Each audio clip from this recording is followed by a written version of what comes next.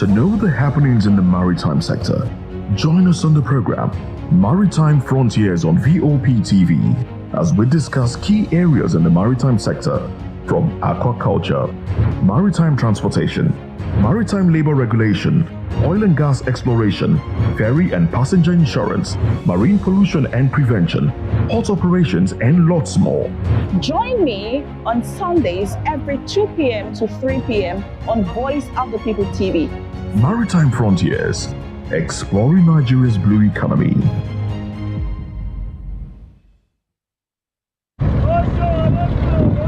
Oshodi is a vibrant, bustling district in Lagos, Nigeria, known for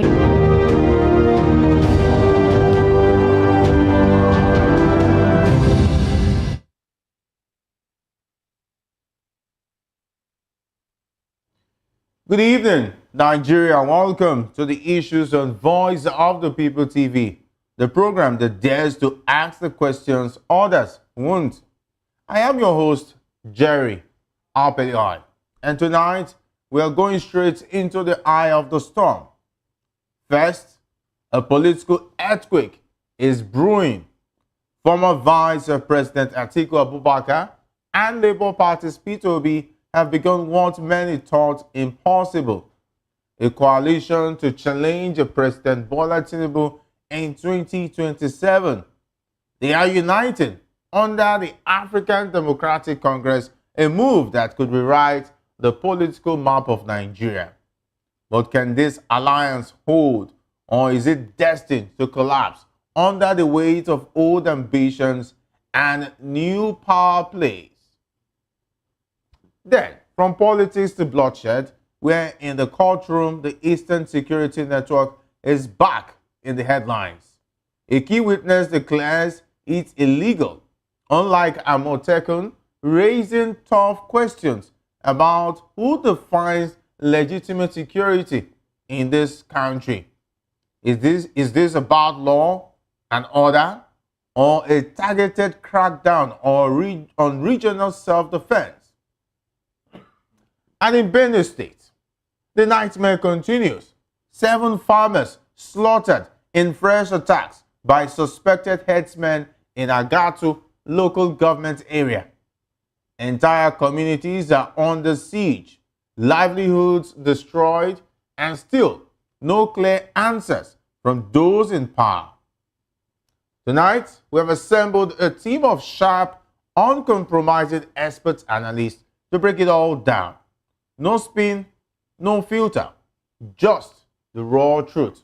Stay with us. This is The Issues, and this is where the nation tunes in for clarity.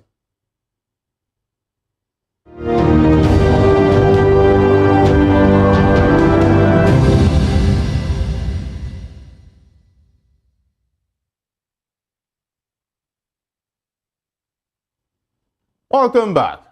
You're still watching The Issues on Voice of the People TV. Let's dive straight into today's discussion. We started off with the camps of former Vice President Atiku Abubakar and 2023 Labour Party presidential candidate Peter Obi have allegedly agreed to adopt the African Democratic Congress as their primary coalition platform to challenge President Bola Tinubu in the 2027 election. According to sources, the decision was made during a meeting between the two camps, and steps are being taken to restructure and strengthen the party. Official announcements are expected in the coming days, as the former Kaduna State Governor, Mr. Rufai, confirmed the meeting, stating that the coalition's objective is to defeat President Tinubu and ensure his return to Lagos in 2027. The ADC National Chairman, Raf Wonsu, who confirmed that the party is engaged in coalition discussions with Atiku, Obi, and other political figures. The All Progressive Congress, APC, has dismissed the coalition effort with the party's National Secretary, Ajibola Basiru, describing President Tinubu as the true father of all coalitions and predicting that Atiku and Obi will lose the 2027 election. The coalition leaders, however, remain committed to their effort, with some sources indicating that they are determined to invest resources in restructuring the ADC. All right, today I'm delighted to be joined by three esteemed guests here in the studio. We have Mr. Peter Adc'S. Mr. Adc'S is a philosopher, development economist, and best-selling author. He is also an erudite commentator on economy, finance, politics, and power. Great to have you join us. I'm happy to be here. Always a pleasure, and of course, looking sharp, like I said during the intro. But of course, joining us virtually is Comrade Ibrahim Momo, a lecturer of political science at Abrunsali University, Ekpoma, Edo State. He is a public affairs analyst and a social commentator. He joins us from Benin. All right, we understand that he's not here with us yet. And also joining us virtually from Port Harcourt is Dr. Eric Thomas, a public affairs analyst, a consultant obstetrician, and a gynecologist. Great to have you join us on the issues. You're welcome. All right. Thank you. You're welcome. All right. I hope you're all cranked up for this. Let's start with you, Dr. Eric, on the show today. We'll take a look at the merger that is coming on. Is the merger under the ADC a strategic masterstroke or a desperate gamble by two failed presidential candidates? Well, Nigerian politics has always been like this coalition and all that. I think the coalition is going to have support from hungry Nigerians. It's not just the politicians alone. The government has not done well, and people are looking for alternatives. I think the coalition will hold. They are serious-minded people. Somebody like Rufai does not engage himself in activities, things that cannot work. And somebody like Atiku, well, but for Obi to accept, he must have analyzed both ways. I think he's going to succeed. I'm very optimistic he's going to succeed. Very optimistic, Dr. Eric, saying he's going to succeed. We understand that Momo is with us, but let me take you to Mr. Adc'S first of all before I go over to Momo, who is now with us.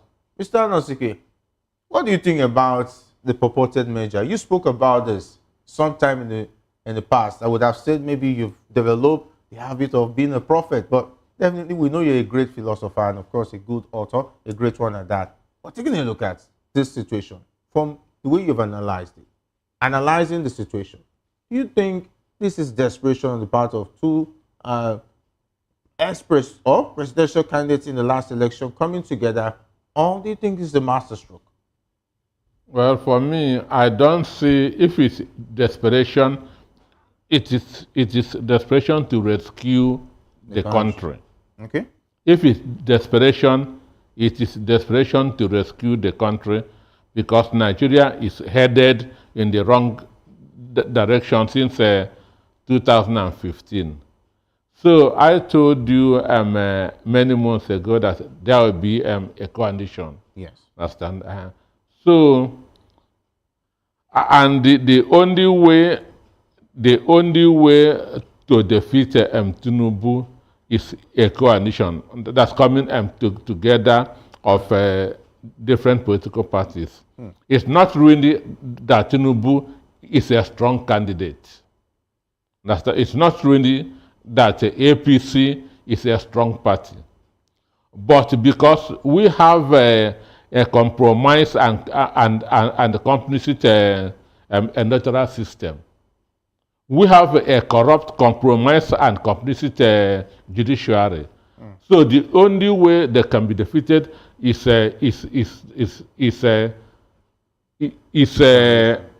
coalition, so that the margin will be very, very big. That's why I'm talking of a coalition, so that the margin will be too big to rig.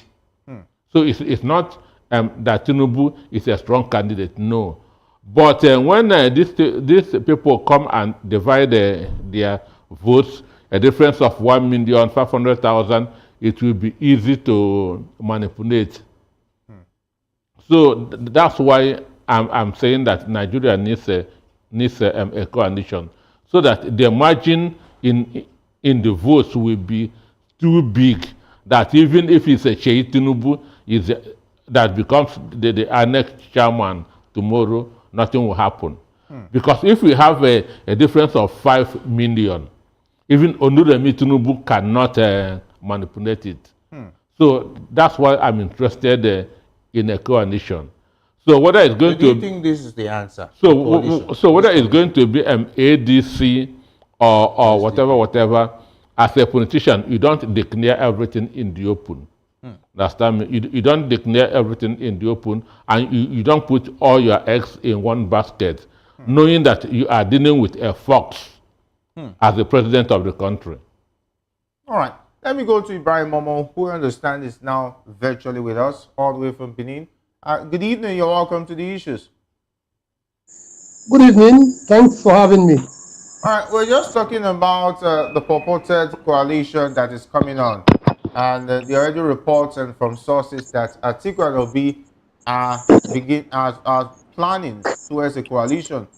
How can Atiku and Obi, under these circumstances, reconcile fundamentally different political ideologies and voter bases without alienating core supporters?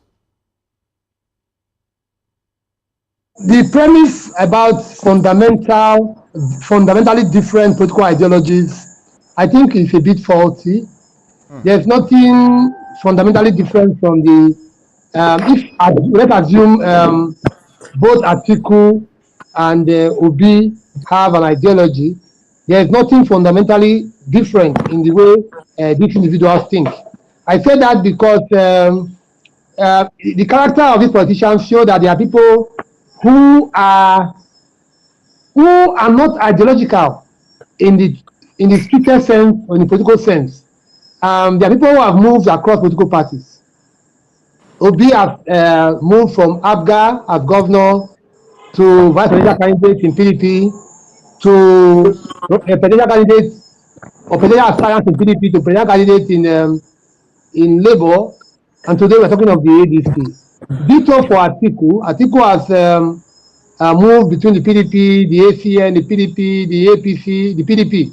He has consistently Nigerian political parties generally, not these two individuals, Nigerian politicians and Nigerian political parties generally are like what we call ideology. There's no ideological standpoints among Nigerian politicians and political parties. When it comes to ideology, there are fundamental differences in the way people view or believe or see a way forward for things. For example, when it comes to education, which of them is for entirely privately funded education or not, and then against public education? Which of them is against publicly funded health services,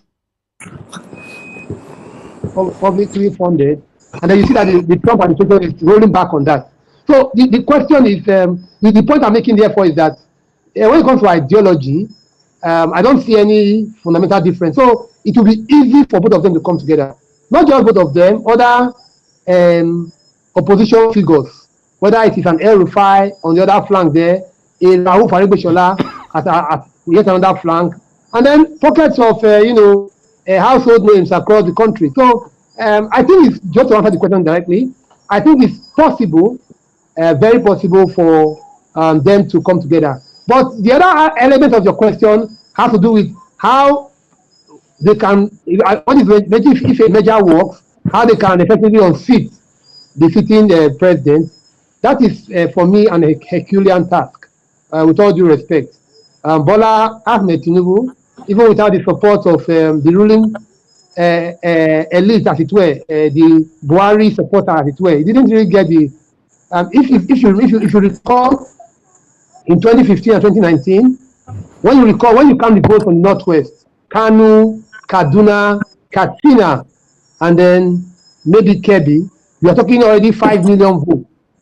If you fast forward to 8 years ago, 8 years later, in 2023, whether it is Kanu, where the NNPP won, is Kaduna and Katsina. Katsina is the hometown of the sitting president, as it were, in 2023. The PDP won those places. So I think that if the opposition can put their act together, they have a fighting chance. But you have to understand, my position is that the incumbent is a very formidable, he had a formidable political organization. Even before becoming president, he had that in place. Now that he is president, and you are seeing the campaigns left, right, and center from the National Assembly, and even at level of governorship, we are hearing in the South, at least 2 or 3 governors. One has already gone, 2 other ones are in the offing. We are hearing Umo Eno of Akwa Ibom, Siminalaye Fubara of Bayelsa, and then even in the Southeast, with all due respect, whether it is the even though they're not talking about the camping per se, you are seeing the conviviality, between the president. So I think the president has a formidable structure, but it is not unbeatable. That is how I see it. All right, it's not very definitely good point of view coming from Ibrahim Momo there, and of course, Mr. Anoski made some very interesting and valid points. Let me go to Dr. Eric. Does the coalition, on your own part, genuinely offer a new political vision, or is it just a recycled elite alliance to regain power?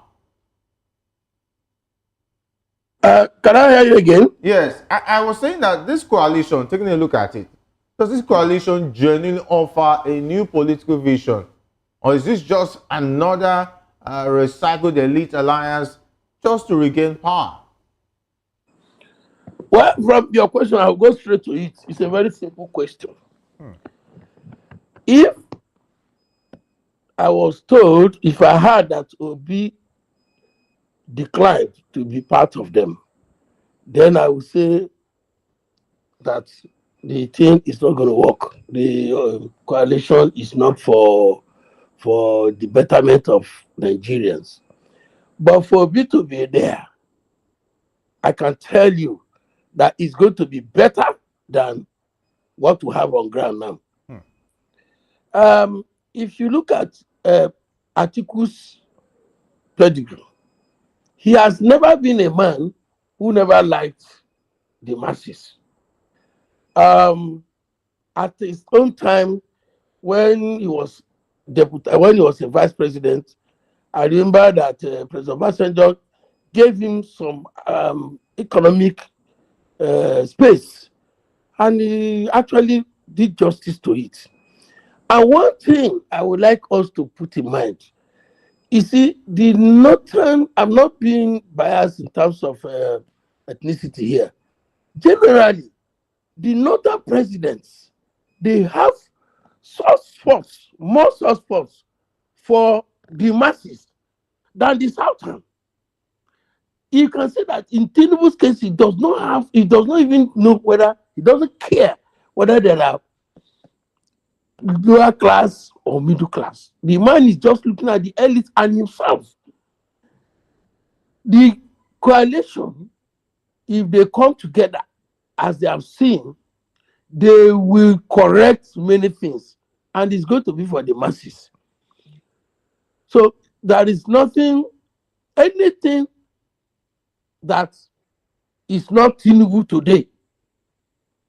I will not say anything. Most things that will not be Tinubu today concerning this coalition will be better than Tinubu in the office.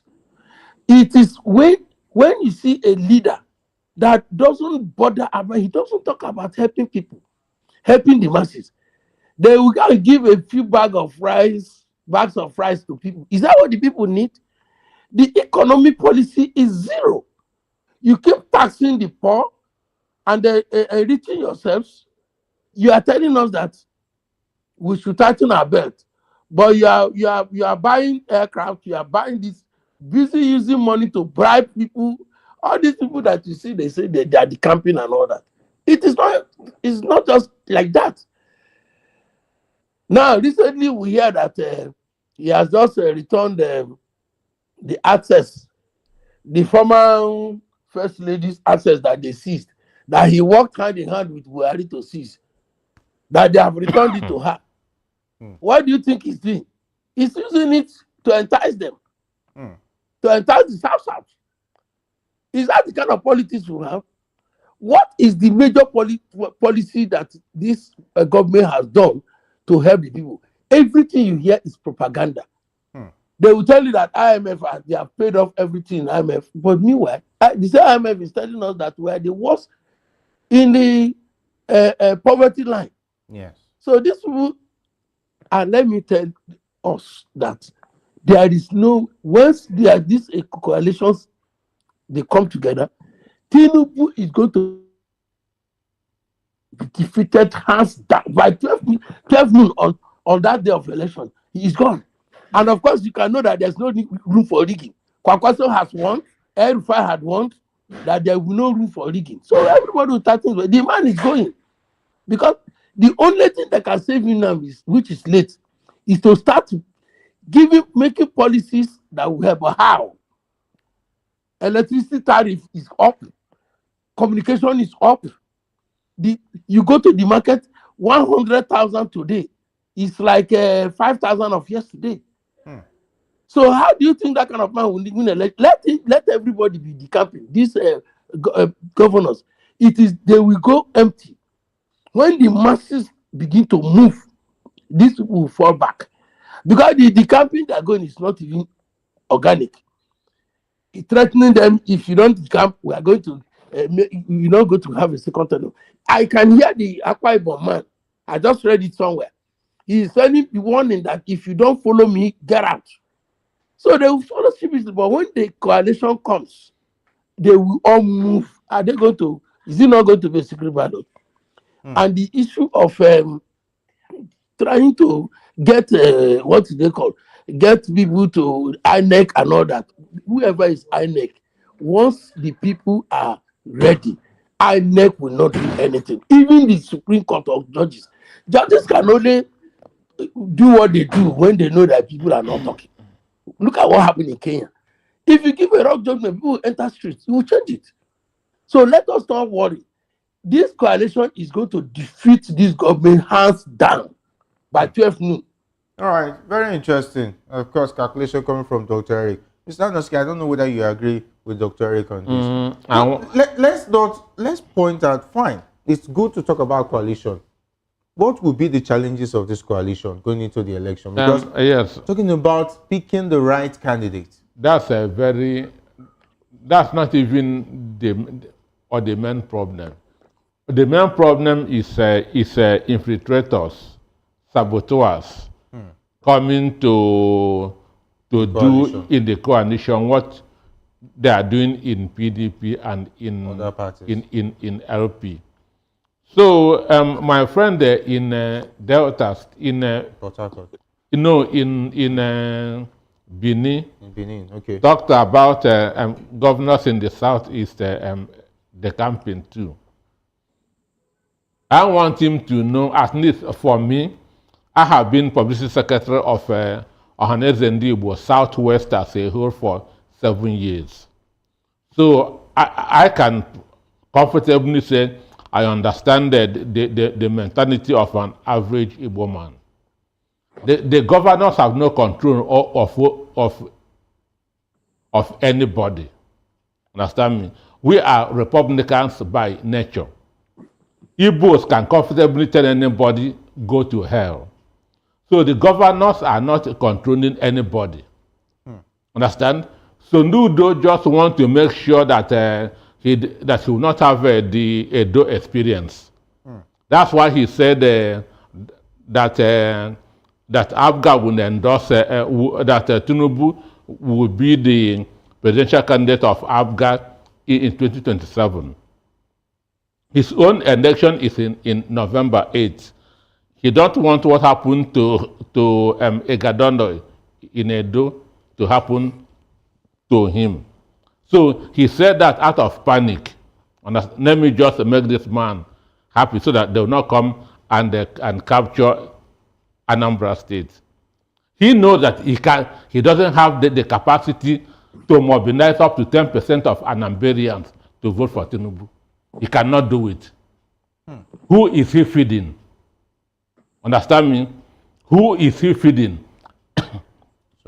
I'm from Abia State. If an ex-OT decides to decamp today, he's decamping with himself and his family. Nobody's following him. He cannot tell me what to do. So that's the mentality of average Igbo man. So if the governors are going, let them go. 2027 is going to be the battle between Tinubu and the suffering Nigerian masses, not with the governors. It's going to be a battle between Boname Tinubu and the suffering Nigerian masses. So if they think that senators, the campaign, governor of the campaign will make any change, it is not. Understand me? Because the senator representing that's Abia Central have no control over me. He cannot tell me what to do. So do other people. So the challenge that they are going to have is that they may want to throw a spoke, understand me, in the wheel that's of the coalition. Understand me? They may want to use the EFCC, DSS to harass, to intimidate, and do all kinds of things. But you do this when you know that you have not delivered on your campaign promises. Understand me? You begin to harass other people, you begin to intimidate other people as a sign of desperation.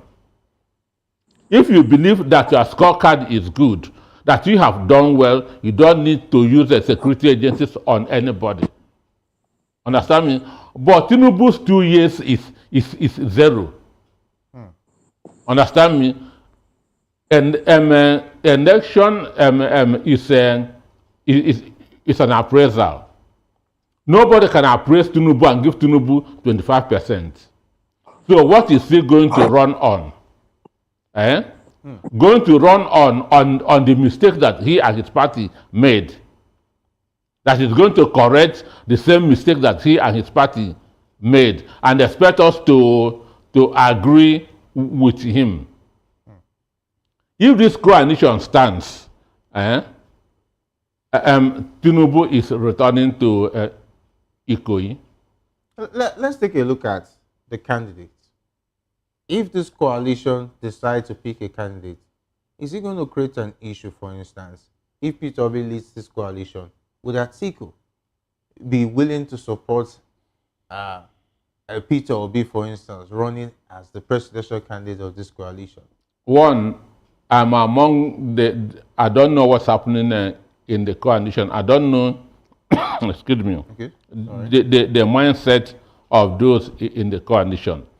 But if you are in a team and the purpose is to rescue a country, understand? Being the captain of the team should not be a priority to you. Being the captain of the team would not be a priority to you. But I said, and I'll keep on saying it, that the best ticket that we have ever had in this country from 1960 till date is Atiku be 2019. That's the best presidential ticket that we have ever had in this country. What about the Jonathan Yarado's candidates? Who are they? Jonathan's Jonathan's VP. What is his capacity? Yarado and Jonathan. When they ran. Jonathan was a teacher. Okay. Understand me? He ran as a vice. Jonathan was. I said the best ticket. Bill Gates said that the position that people attain in their private capacity helps shape them for the public position. Everybody knew what Peter Obi did as a governor, and that is that's what is marketing him. What did Jonathan do? What did Yar'Adua do? Understand me? What did Buhari do? Understand? So the 2019 Atiku Obi is the best ticket that we have ever had in this country since 1960 till date. So are you looking at and any day that ticket comes again, I will support it. You're saying an Atiku Obi ticket? Talking about any day Atiku Obi ticket comes again, I will support it. All right. Let me just take the words from Ibrahim Momo.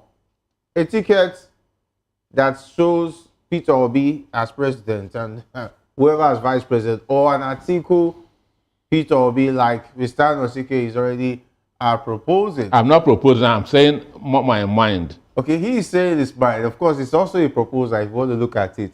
Because I know somehow those in the coalition are watching us and listening to you as well. Ibrahim Momo, what ticket will make this coalition defeat the incumbent? Well, from the reports of the Tuesday night meeting, what is certain is that these guys have agreed for a Peter Obi running mate to Atiku Abubakar. That's what is coming out from the report of that meeting. And that every other person is coalescing around that arrangement. So I think somehow for that coalition, a fait accompli. But politics is a ground game. With all due respect, these two individuals are very excellent individuals in their own personal and private capacities. But without the support of the PDP governors, as it appears it is now, I doubt how viral that coalition will be. People have always argued that coalition, some people have argued that political structure doesn't matter. I'm a political scientist. The fact speaks otherwise. The 2023 general elections showed that if the elections were conducted on social media, with all due respect, or it was only a diaspora vote, with all due respect, Obi would have won at least 80 to 90% of the votes. Peter Obi. But politics is a ground game. And Atiku Abubakar, yes, he won in several states in the north, but he didn't do that on his own. He didn't do that as an individual. He didn't do that because of his personality of who he was. He did that because he had the ground game, he had the structure, he had the governors backing him. So in today's PDP, if there was an election held today, where you are seeing openly the PDP governors forum are at that drawn with Atiku Abubakar, what amount of votes will an Atiku Abubakar, Peter Obi vote produce? The golden chance they had, in my personal opinion, was in 2023. If you imagine that Atiku Abubakar got 6.9 million votes and Peter Obi got 6.1 million votes, a combined total of just over 13 million votes. By what vote did the president win? 8.1. So you can see that obviously a coalition of sorts was for how PDP was seated, but there's always that golden chance. Once it is missed, it is missed. I think that both of them are excellent individuals, but they need to work more on getting the ground game. It is not enough to have these stellar individuals. This 2019 we're talking about was a PDP ticket. A PDP ticket. You have traditional PDP strongholds across the country. One of those places is the Southeast. Traditionally, it was the PDP fortress. You could win, an Abda could win an Anambra here or there. An APC could win Imo from time to time. Even a Labour could win an Abia, Abunstan's gubernatorial. But when it comes to the presidential ticket, before 2023, it was always a PDP fortress. Today, can we call that anymore a PDP fortress? Where indeed the Labour Party won not less than 85% of total votes declared or cast and declared in the entire 5 states of the Southeast. Whether it is Abia or Anambra, even Imo, Enugu, of course, Ebonyi. The 5 states, 85%, minimum of 85% across borders, what the Labour Party got. So that fortress that my very distinguished friend in the studio is talking about, it's not more that kind of. It's not actually that fortress anymore. I think that yes, these leaders are formidable. They are, they are well known. They are respected. They are capable in their own personal rights and collective, rights. But when we look at the ground game, I doubt that in 2027, except they find a way to win over the PDP governors in that coalition, it's difficult to see how a Peter Obi running mate to Abubakar is going Ibrahim to. Momo, but you've not told us which of the candidates will move the coalition from your own perspective. Is No, there I'm saying that I said that I agree with them. I Atiku agree will with be or I agree with my colleague. I agree with my colleague in the studio that that would have been a very powerful coalition. okay, The Atiku will challenge is be the right. ground game. What I spoke about was the ground game. Okay, That in they need to get the PDP governors. Till today, okay. they don't have them. Okay, you believe that even if they have Atiku B, they still need the PDP governors, Mr. Nosike? Yes, definitely. Even they know. I'm trying. Nobody will argue that Okay, all politics is local. Mis- You cannot. How do you win election without the ground game? Mr. Nosike, You who can't. are the governors in the PDP that is left that he is talking about? In 2023, the whole governors in the southeast worked against P2B. In the 2023, the whole governors in the southeast worked against P2B. But eventually, Chukwuma Soludo worked against P2B. Ifeanyi Ugwuanyi was in the G5. He worked against P2B. Okezie Ikpeazu was in the G5. He worked against P2B. Hope Uzodinma was a Fulani that adopted that Igbo origin. So naturally, he worked against P2B. Umahi was in APC. He worked against P2B. So the whole 5 governors in the southeast worked against P2B. What happened? Understand me? So it is not about the governors, it's about the will of the people. So in 2027, Igbos will still follow P2B because he is the best among the worst as we speak. He is the best among the worst as we speak. all right, let's go to the next conversation because of time, where a witness that testified in court that the Eastern Security Network ESN founded by Nnamdi Kanu is an illegal group, unlike Amotekun, which is backed by law. The witness, codenamed BBB, claimed that Amotekun was established through laws passed by the 6th Southwest State House of Assembly, while ESN has no legal backing. The witness made the statement while being re-examined by the prosecution counsel at Digboyega Awomolo. And during the hearing, defense counsel Paul Erokoro tendered 3 video recordings which were admitted into evidence and played in court. One video featured the Director General of the Department of State Services (DSS) advocating for community policing initiatives under the guidance of security agencies. Another video showed former Defense Minister General Theophilus Danjuma alleging that some armed forces members weren't neutral in ongoing killings. The third video featured Imo State Governor Hope Uzodinma attributing killings in the state to unnamed politicians. The witness maintained that the DSS investigation found IPOB members responsible for killings in Olu, Imo State, and that IPOB was proscribed by a court order. The court adjourned further hearings to May 28, 29, and June 6, 16, 18, and 19, with the prosecution directed to conclude its case within 6 days, and the defense allocated 9 days to present its argument. Let me take this to Dr. Eric. If Amotekun is legal because of state laws, why hasn't the Southeast pursued a similar route for ESN? Is it a failure of leadership or deliberate avoidance? You can see that the East is a Republican. The Southeast, generally, they are Republicans. They have their own mind. And this ESN has been controversial all along. The governors, the individuals, some supported, some did not support. But you see, in that of Amotekun, in the Southwest, all the governors, they even put pressure on the federal government then, Buhari's government, they came together.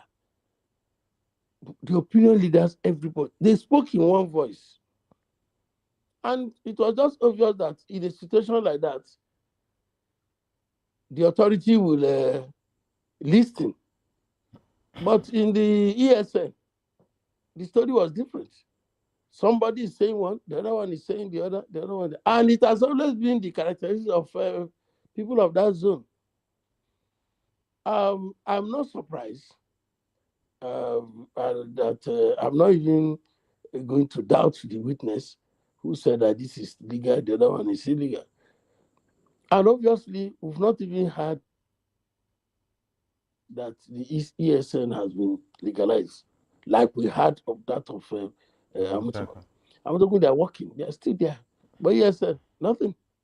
So basically, I think it's the people, the decision and the reason for their not having is their own attitude towards it. Because some people are even thinking that ESN is just too easy to witch hunt some people like that. And you know what Hope Uzodinma has been going through or has cost the people. And he even had his own private things. They were terrorizing politicians and stuff like that. They are not organized, and that's why they are not registered. All right, let me go to Ibrahim Momo. Can the government claim impartiality when the security agencies are accused of selective enforcement and political bias, as seen in the defense's video evidence? Okay, well, the question you have asked, the premise is a bit challenging. I don't know why you. Is it your position that the security services are biased? That's the point. I want to be certain of your premise. It should not be my option, of course. We've seen situations where security agencies are not true in terms of their fight against insecurity situations. We've seen several situations like that. It doesn't need to be spelled out. It's happening out there. We've seen innocent people being picked on the streets and being called criminals when they are not. We've seen several cases like that in court and all over the places. So I don't need to spell it out for you to know. Even within your terrain where you live and reside, we see situations where innocent people have been arrested and called criminals. So what's the question? Because you have made the premise. You have said the premise. So yes, I say, can the government claim impartiality when its security agencies are accused of selective enforcement? I'm talking about now they are making a case that Nnamdi Kanu is linked to ESN and so on, and ESN is an illegal group. So since he's part of ESN, then they are now using it as a yardstick to say that he has been backing an illegal group and leading an illegal group. So it's another evidence they are tendering against the man. Okay, we need to unpack. First of all, the security wing of the IPOB, Independent People of Biafra Group. There's no question about that status of ESN. It was not, when they say it's illegal, it's not in the sense that it is prescribed per se, but in the sense that it is not backed by law. Yeah. I think that's the point about being illegal. It's not backed by law. Don't necessarily because it has been prescribed or not. Yeah, it's not backed by law. There's no state that has passed a law that recognizes the existence of the ESN, the Eastern Security Network. Yes. So to that extent, we can say yes, it is illegal. So that does not amount to government bias. The law, I don't know if I may be wrong. Maybe somebody has a different view. Is there any state in the Northeast House of Assembly has passed a law recognizing the existence of a security outfit called the ESN? The answer is no. So to that extent, yes, it is illegal.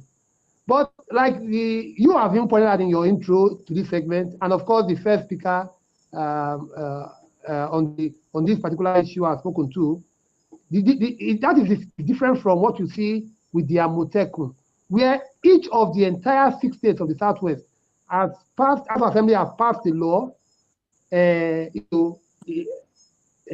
establishing Amotekun in their states. Lagos has done it, Ekiti has done that, Ogun, Oyo, Osun, Ondo, All 6 states in the Southwest have done that. So that's the difference. So when they say one is legal and the other one is illegal, it is, common sense. It goes without saying. So for me, that does not amount to bias of the security services.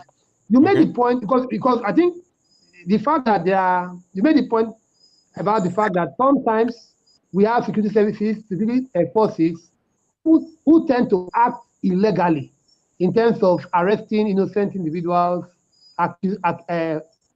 making allegations against people who are not guilty of those things that they are alleging. Yes, those instances or those incidences occur, but does not in any way relate to this issue about whether the legality of Amoteku and the illegality of the ESN.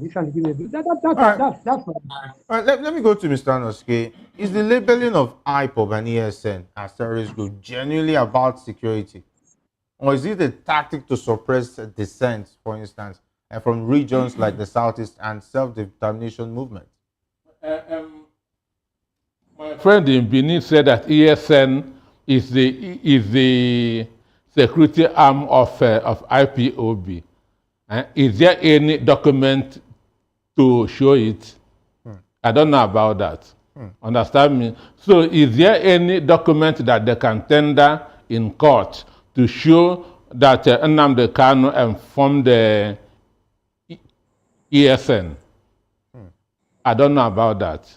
Because in court, what matters is the weight of evidence. You have to prove, you have to tender your exhibits. So for me, all this are social media thing. I can tomorrow go on X, understand me, say I have formed the so and so. Understand? So for me, this is a judicial process and it should follow that way. So on the issue of bias, we don't need to hide the truth. How many times has Nigeria security go on a reprisal in the northern part of the country? How many times? Understand me? What happened in Okwama? Has it happened in any part of the 19 states in the north? The answer is no. But Boko Haram are killing soldiers on a daily basis. What happened in Aba when I'm against killing? Yes.